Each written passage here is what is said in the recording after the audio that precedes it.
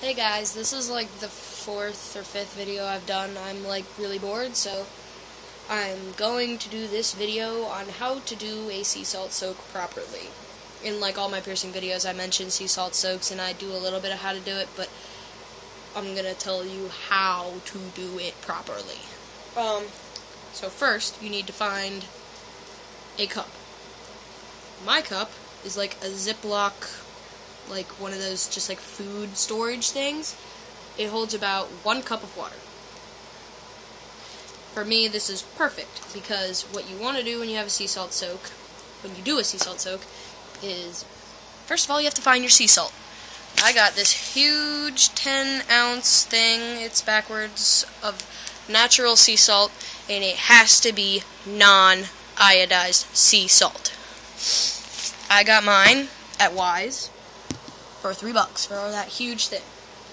Okay, so in my room, because what I do is I lay on my bed and I have a TV tray right here, and like, I'll show you. See, there's my bed, and you just like, oh, excuse that. That's my sister's. Okay, here's your cup, here's the TV tray. Seriously, I just go like that. That's what I do. Sorry, I'm not like looking at the camera, but this is my phone. It's like up in the upper hand corner, and I'm not like staring at that the whole time. But so you have your cup in here. I just keep it in here instead of pouring it out of that big thing all the time. And what you do is you take your cup and you take 1/4 teaspoon of salt, non-iodized sea salt. And it's just like one of the little measuring things for when you're cooking. I found it easy. So here's my salt. You just take some like this. See? Here's your cup. Dump it in. And then let's pretend this is hot water. You need hot water. And you pour it in. I'm not really doing it, but I usually put this under the spigot and get it really hot, and then I walk into my room with it and then put the salt in it. Then you stir it around and wait until it dissolves.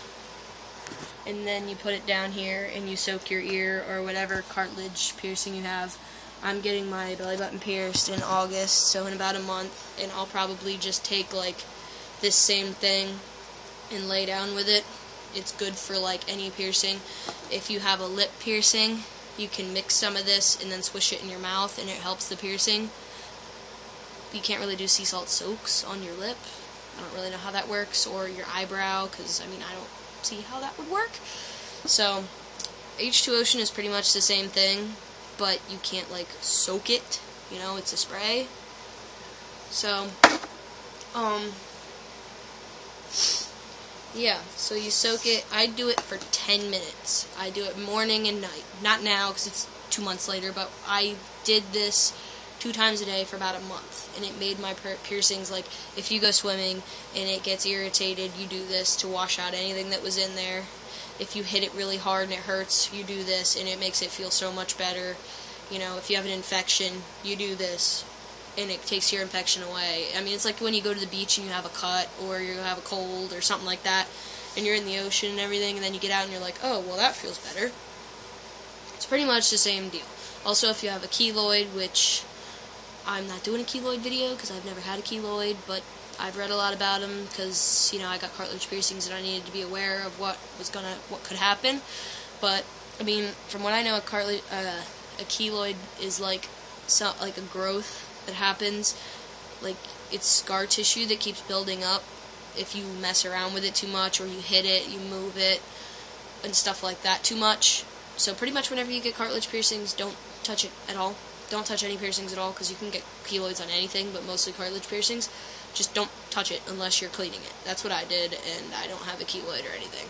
The only thing I have is, since I got it pierced with a needle and then this horseshoe ring, since it's curved, it kind of healed to that.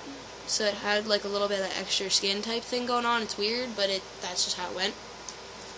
But yeah, that's how I did my sea salt soaks, and it worked perfectly. A lot of people will do have a huge cup, and okay, this is how I'm going to explain this. For every cup of water, so if you have a big, okay, 8 ounces is a cup.